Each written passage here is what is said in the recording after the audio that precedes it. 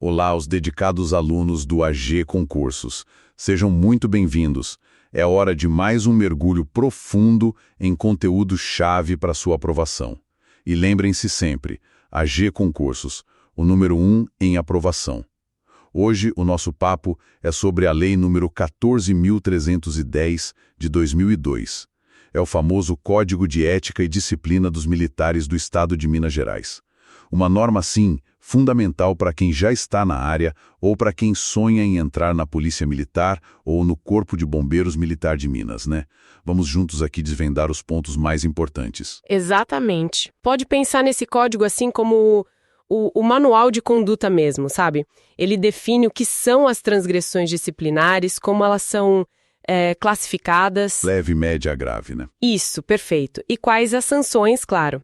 Mas não é só isso. Ele também fala de recompensa, de como reconhecer o bom trabalho e dos processos para apurar quando algo dá errado.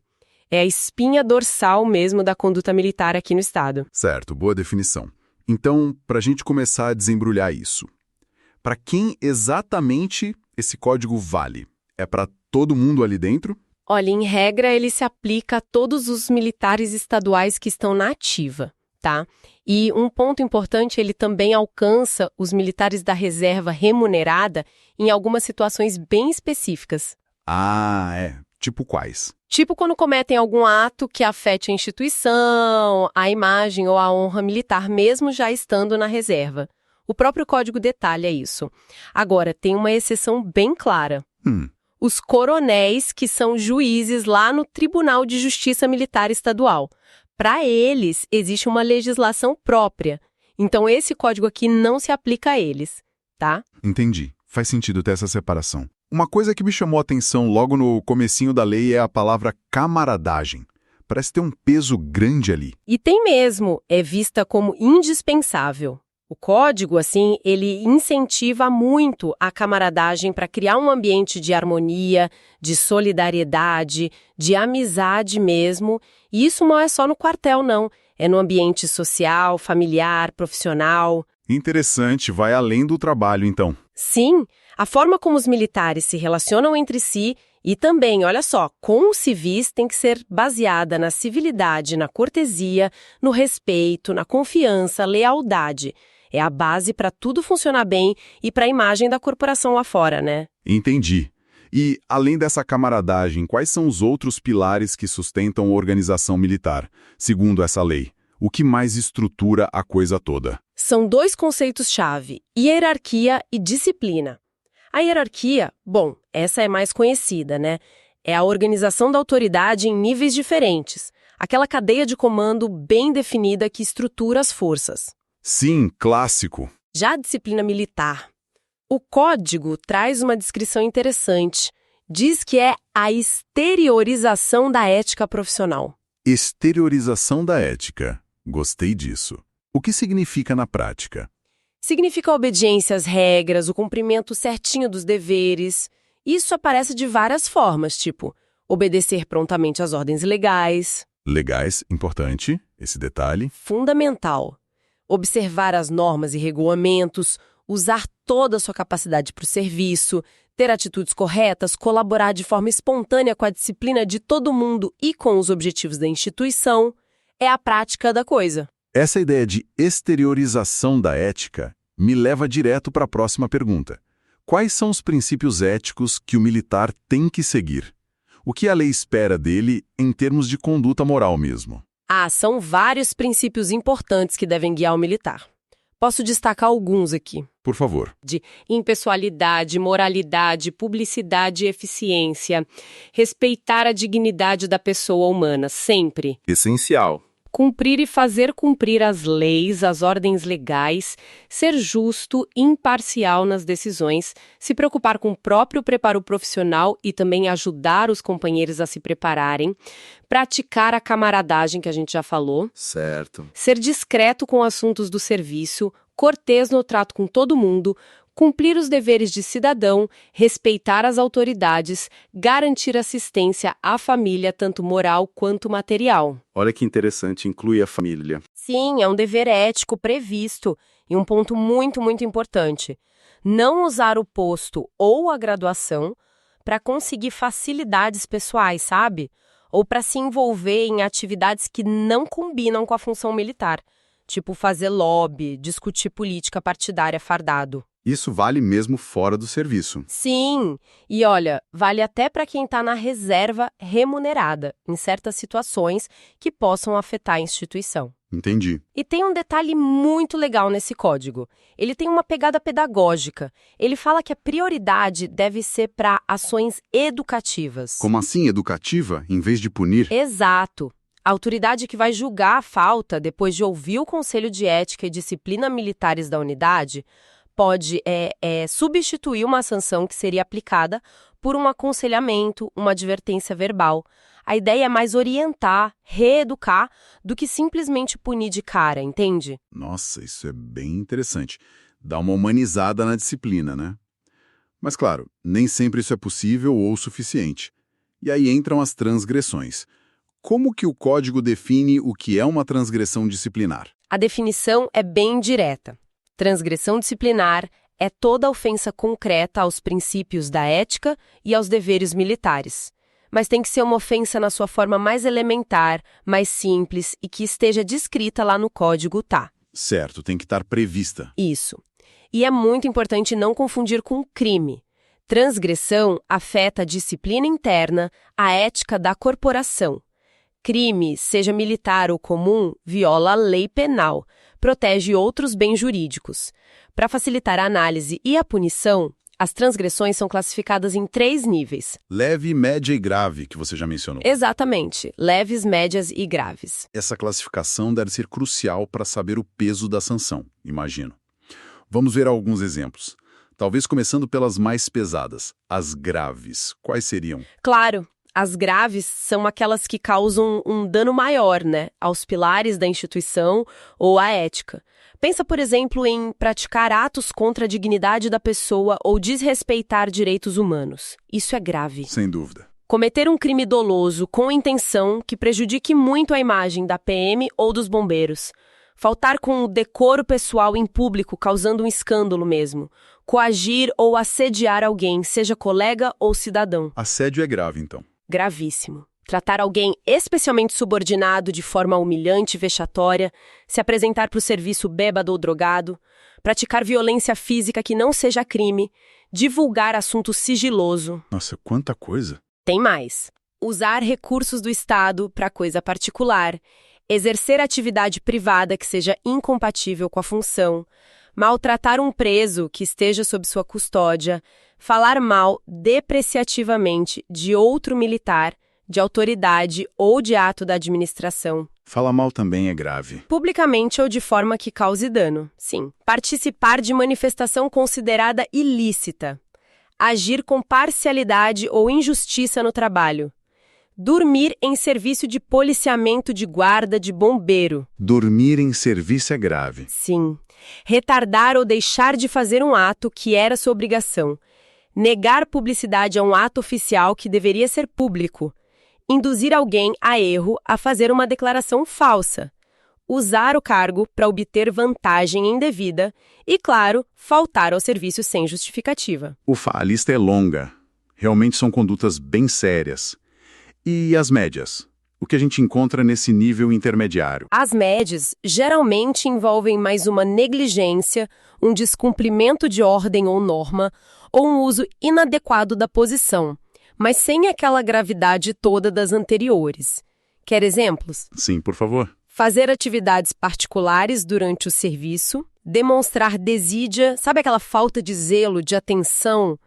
Desleixo mesmo no trabalho. Deixar de cumprir uma ordem legal que recebeu. Não cumprir ordem é média. Achei que seria grave. Depende da ordem e das consequências, mas o descumprimento em si, a princípio, entra como média. Assumir compromisso em nome da instituição sem poder, usar indevidamente uma prerrogativa do cargo, não seguir norma técnica de arma ou equipamento. Cuidado com o equipamento, então. Isso. Faltar com a verdade como testemunha em processo interno, lembrando que mentir em juízo é crime, aqui é no âmbito disciplinar. Não tomar providência quando vê uma irregularidade, usar anonimato para criticar ou reclamar. Ah, o anonimato. É, para se esquivar, né? Danificar bem público por descuido, por negligência, não observar as regras de tratamento, as continências, as honras militares. Espalhar boato, notícia falsa que cause desarmonia. Reter coisa de terceiro ou pública indevidamente. Até maltratar animais da instituição. Sim, maltratar os animais usados pela PM ou bombeiros é transgressão média. Descumprir prazo legal ou regulamentar. Ir fardado a evento político partidário se não estiver a serviço. Recusar-se a se identificar quando alguém pede. Não usar a identificação no uniforme em serviço se não tiver autorização para isso. E participar da gerência ou administração de firma comercial estando na ativa. Entendi. Cobre bastante coisa também, né? Situações que atrapalham o dia a dia, a ordem. E, para fechar essa parte, as leves, o que entra aí? As leves são mais, deslizos de rotina, sabe? Faltas relacionadas à pontualidade, à apresentação, normas de menor impacto, mas que ainda assim ferem a disciplina. Tipo, chegar atrasado no serviço ou em algum ato sem justificativa. Atraso é leve? Não cuidar da apresentação pessoal, tipo, uniforme amassado, cabelo fora do padrão, barba por fazer. Faltar com boa educação, ter atitude meio grosseira. Entrar num lugar físico ou num sistema de computador que não era para você entrar. Curiosidade indevida, então. Exato.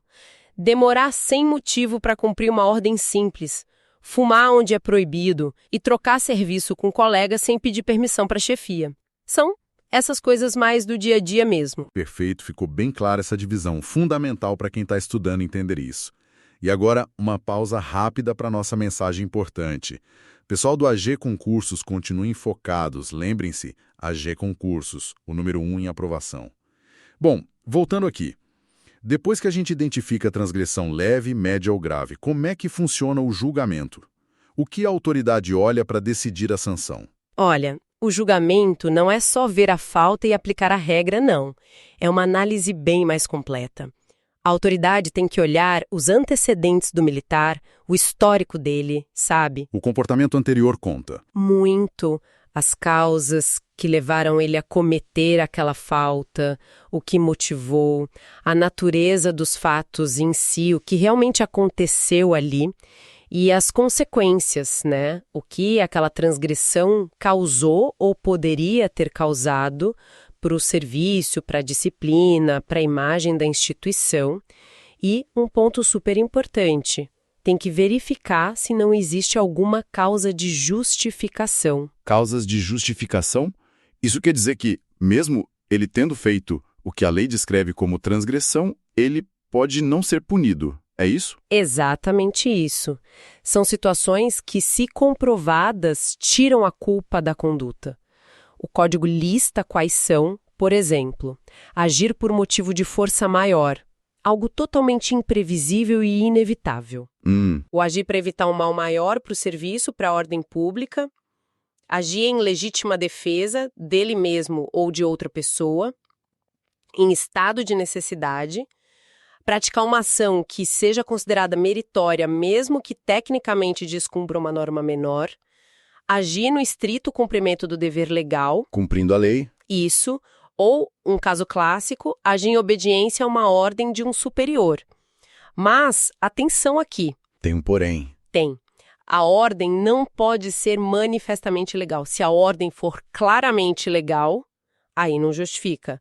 Mas se for uma ordem legal, mesmo que depois você veja que foi um erro, a obediência pode justificar. Se a autoridade reconhecer uma dessas causas, a punição é afastada, não tem sanção. Entendi. É a busca pela justiça no caso concreto, né? Mas e se não tiver uma justificativa completa dessas? Ainda assim, tem coisa que pode, sei lá, aliviar a barra do militar.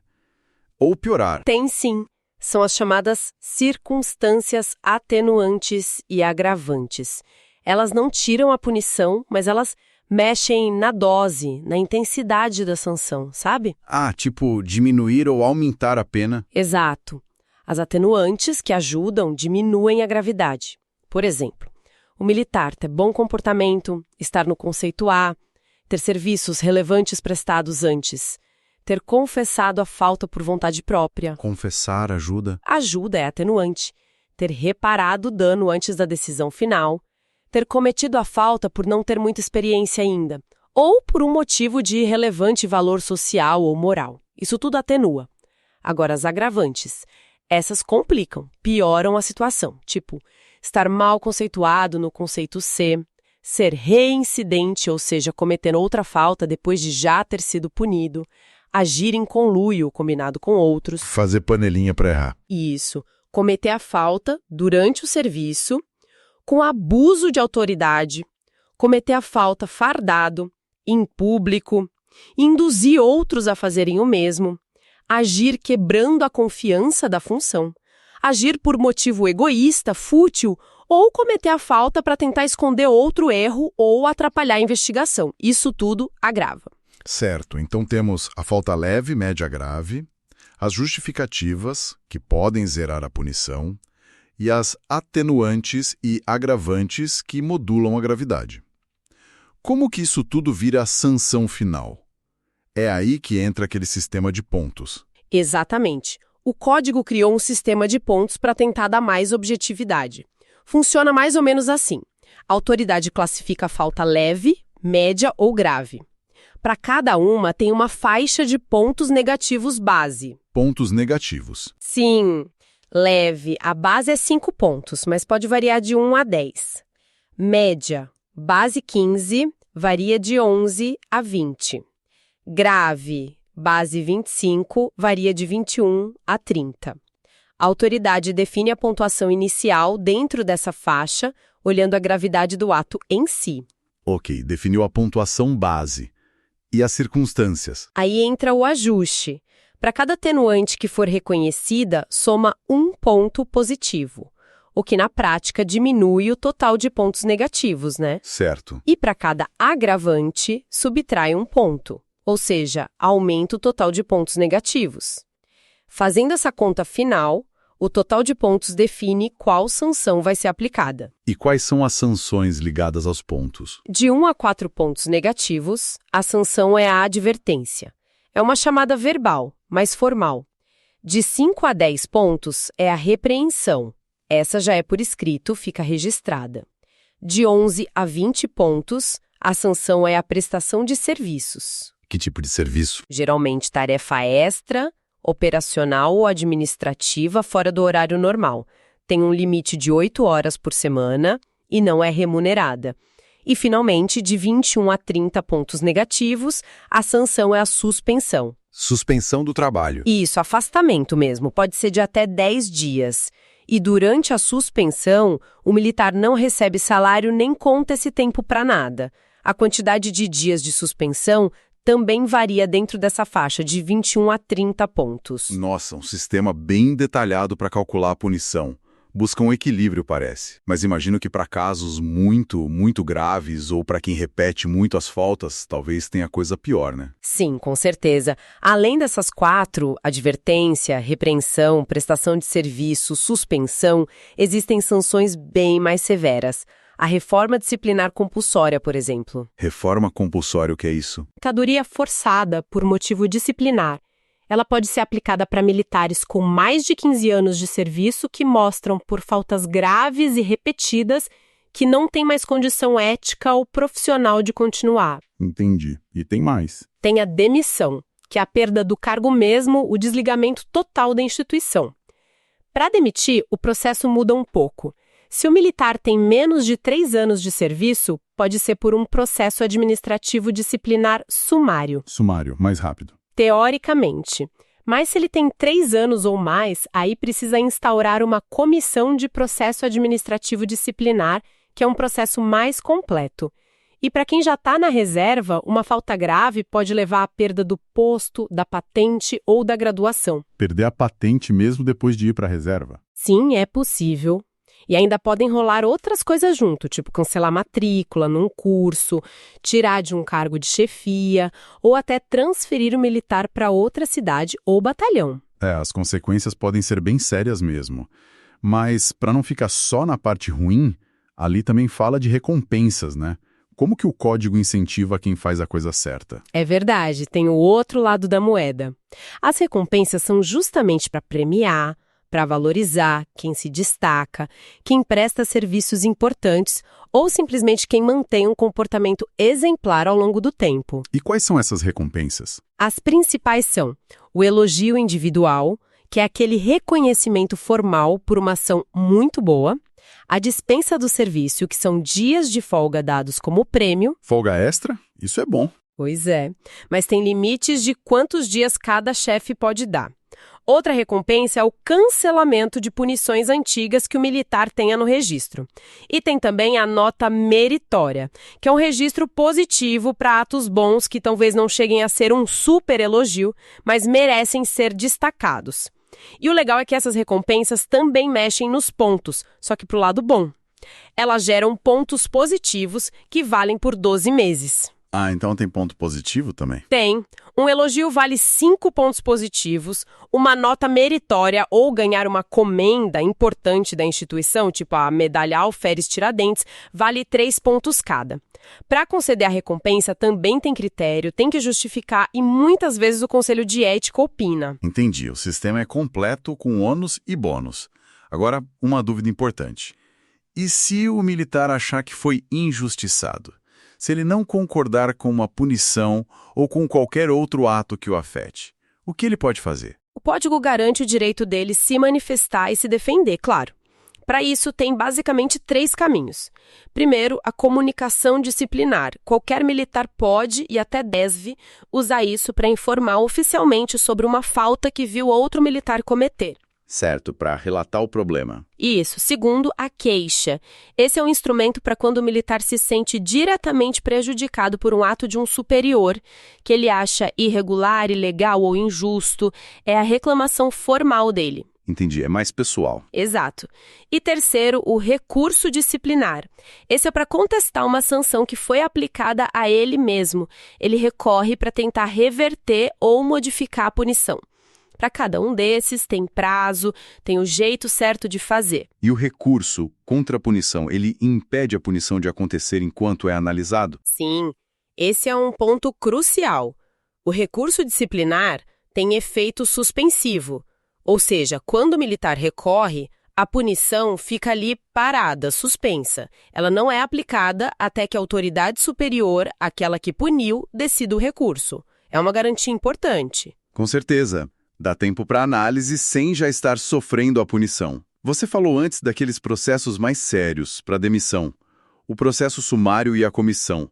Pode detalhar um pouquinho mais como eles funcionam? Claro. São processos mais formais, mais robustos, justamente porque o resultado pode ser o desligamento, né? O processo administrativo disciplinar sumário, ou PADES, é para militares com menos de 3 anos de serviço em casos graves, tipo reincidência em falta grave estando mal conceituado ou ato contra a honra. Apesar de sumário, ele garante defesa, notificação, testemunhas, tudo certinho. Já a Comissão de Processo Administrativo Disciplinar, a CEPAD, é para os militares com 3 anos ou mais de serviço em situações parecidas de gravidade. Essa comissão é formada por 3 militares mais antigos ou de maior hierarquia que o acusado. E o que essa comissão faz? Ela investiga a fundo os fatos e dá um parecer final dizendo se aquele militar tem ou não condição ética e profissional de continuar na PM ou nos bombeiros, seja na ativa ou mesmo na reserva. Os 2 processos PADES e CEPAD seguem o princípio do contraditório e da ampla defesa. Tá? Tem regras claras para tudo, como forma a comissão, prazos, notificações, como ouvir testemunhas, como fazer um interrogatório, as defesas. A CEPAD, principalmente, tem um rito bem detalhado para garantir a justiça do processo. E aquele Conselho de Ética e Disciplina Militares da unidade, o SEDMO, que a gente mencionou algumas vezes. Qual é o papel dele nisso tudo? Onde ele entra? O SEDMO é uma peça bem importante nesse quebra-cabeça. Ele não decide nada sozinho, ele é um órgão consultivo. Ele assessora o comandante da unidade nessas questões de ética e disciplina. Certo, ele aconselha. Exato. É formado por 3 militares mais antigos ou de maior pós-graduação que o militar que está sendo avaliado. A opinião desse conselho é ouvida em várias situações importantes. Lembra que a gente falou da possibilidade de trocar a sanção por aconselhamento? Sim. O conselho opina sobre isso. Opina sobre a classificação correta da transgressão, sobre dar ou não uma recompensa. E, muito importante, ele tem que dar parecer antes da decisão final sobre os recursos disciplinares e também nos processos mais graves, como na CEPAD. A ideia é trazer um olhar coletivo focado na ética para ajudar a autoridade a tomar a decisão mais justa. Entendi. É mais uma garantia de análise. Para a gente ir fechando, tem mais algum ponto geral importante desse código que a gente deveria destacar? Alguma regra final relevante? Olha, tem sim. Alguns pontos finais que ajudam a ter a visão completa. Primeiro, a prescrição. A administração não pode demorar para sempre para punir, né? O código define prazos. Prazos para punir. São 120 dias para apurar e punir faltas leves, 1 ano para as médias e 2 anos para as graves. Esse prazo começa a contar geralmente de quando a falta aconteceu. Se a administração não agir nesse tempo, perde o direito de punir aquele ato. É prescrição da pretensão punitiva. Importante saber esses prazos. Que mais? Outra coisa muito positiva é o cancelamento automático das punições. Funciona tipo uma reabilitação. Se o militar passar 5 anos de serviço sem cometer nenhuma nova transgressão, todas as punições que ele tinha no registro são canceladas automaticamente. Limpa a ficha. Exato, limpa a ficha disciplinar. Se ele estava mal conceituado, ele volta para o conceito B com 0 pontos. Se já estava no B positivo, mantém os pontos bons. Dá uma chance de recomeçar, né? Muito bom isso. O código também protege quem denuncia a coisa errada. Ele garante o direito do militar de relatar de forma reservada e bem fundamentada fatos que ele ache ilegais ou imorais praticados por um superior. Esse relato vai para a autoridade acima do denunciado ou direto para a corregedoria. E o código diz que tem que proteger quem denunciou contra a retaliação. Encoraja a denunciar o certo, então. Sim. E por último, só para lembrar, quando a lei foi criada lá em 2002, ela teve umas regras de transição para ajustar os registros antigos ao sistema novo de pontos e conceitos. Perfeito. Nossa, acho que conseguimos dar uma bela varrida nos pontos essenciais do Código de Ética e Disciplina dos Militares de Minas Gerais, hein? Falamos da estrutura, dos princípios de hierarquia, disciplina, ética, detalhamos as transgressões, o julgamento com pontos, atenuantes, agravantes, as sanções, as recompensas. Vimos também os direitos de se manifestar, reclamar, recorrer, os processos mais formais, o papel do Conselho de Ética. Foi uma visão geral, mas tocando nos pontos cruciais mesmo. Exato. E fica talvez uma reflexão final, que você mesma levantou, né? Pois é. Como que essas instituições militares, através de um código como esse, buscam aquele equilíbrio delicado entre a disciplina rígida, que é essencial para a função delas, e, ao mesmo tempo, a garantia dos direitos de cada um, o respeito à dignidade, a promoção de uma ética que seja mais do que só obedecer ordens. É um desafio constante na prática, né? Como fazer isso no dia a dia. Excelente ponto para a gente pensar, e com essa reflexão, a gente encerra esse nosso estudo aprofundado de hoje. Foi preparado com muito carinho para os alunos do AG Concursos. Continuem firmes na jornada, pessoal. E não esqueçam jamais, AG Concursos, o número 1 em aprovação. Muito obrigado pela companhia e até a próxima.